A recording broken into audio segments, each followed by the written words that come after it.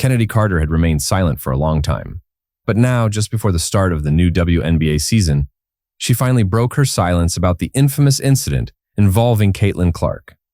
Months had passed since Carter had deliberately knocked Clark down during a game between the Chicago Sky and the Indiana Fever. Is good.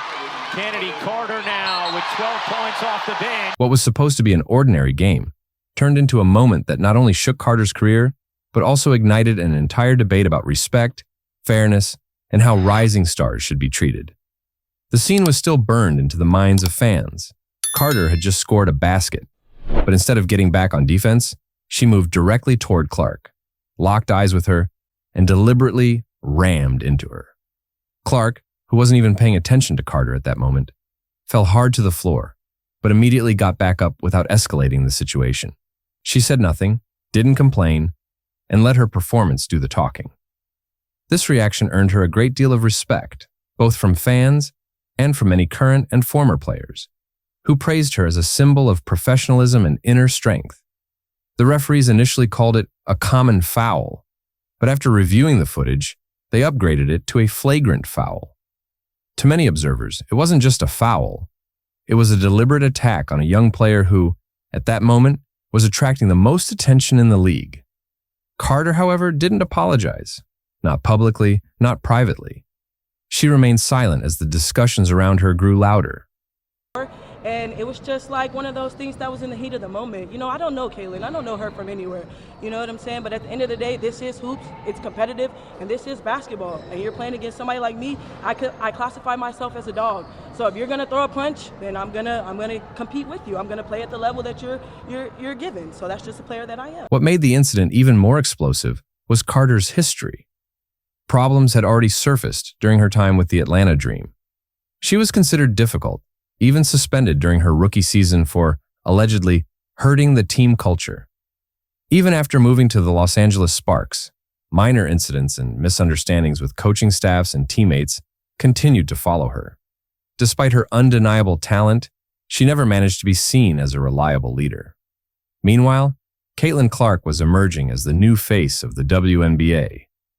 With her unprecedented popularity, record-breaking college career, and down-to-earth attitude, she was winning over millions of fans, many of whom had never paid much attention to women's basketball before. While Clark was thrilling crowds with her deep three-pointers, pinpoint passes, and unselfish play, Carter's actions seemed to work against this new wave of positivity.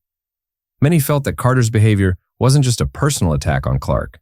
It was a blow to the entire progress the women's game had made in recent years. After weeks and months of silence, Carter finally decided to speak publicly about the incident. Not in a formal press conference or an official statement, but spontaneously during a live stream with the popular streamer Neon. Her words came across as a mix of justification and downplaying. Carter claimed that the scene wasn't as bad as people made it out to be. She said it was just a bit of physical basketball, not an attack. She even hinted that she might have taken an elbow beforehand, a claim that was easily disproven by the many recordings of the game. There had been no provocation, no prior foul from Clark, nothing to justify Carter's reaction. Many fans found Carter's appearance in the live stream disappointing.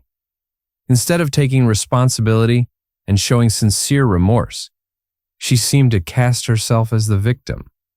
I'm just like, it's like one of those things, like, it happens in basketball. I know people try to say, oh, it's not one of those things. It's not a personal thing, it's a competitive thing. It happens in basketball, and like it's just one of those things. But like, yeah, it's kind of what happened. Then it spiraled out of control. And then the media takes whatever narrative they want to put out. You watch every game, every single game, to see if you can find any deflects in my game, and like, it's really nothing that you probably could say too much about. So then you have trolls, and that's why I said they're gonna be around regardless.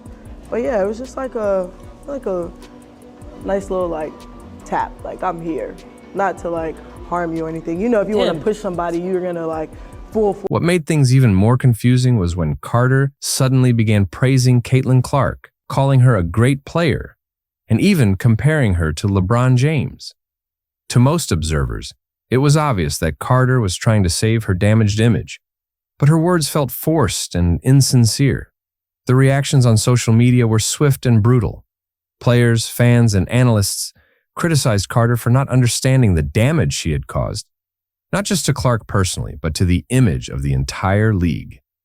In a time when the WNBA was finally gaining unprecedented popularity and respect, a sign of remorse, humility, and leadership could have helped Carter reinvent herself. Instead, she chose to downplay the situation. Caitlin Clark quietly prepared for her second season. She trained harder than ever, refined her game, and remained gracious in interviews, even when asked about the incident. Clark's refusal to dramatize or publicly criticize Carter only won her more admiration. Sponsors, media outlets, and fans loved her even more for her grace on and off the court. Carter, meanwhile, found herself in a tough position. As teams around the league finalized their rosters for the upcoming season, her phone stayed silent. No offers came, no invitations to training camps.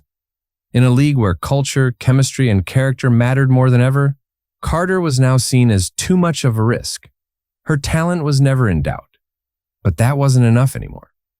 Coaches wanted players who could not only score, but also be role models, especially during a time when the WNBA was attracting so many new fans. The irony of the moment was hard to miss. While Clark, through hard work, humility, and excellence, was becoming the face of the league's future, Carter stood on the outside, cut off from the movement she once could have helped lead. Her attempt to downplay the incident had hurt her far more than the original body check ever could.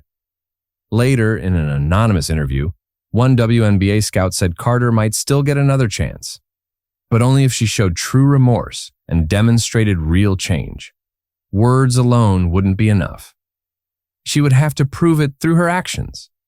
Whether she was willing and able to do that remained to be seen. For Caitlin Clark, however, the path was clear.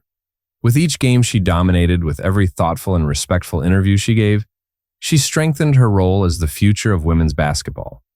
And as thousands of little girls picked up basketballs and dreamed of a future in the WNBA, it was Clark who showed them how those dreams could come true. Through hard work, respect, and humility.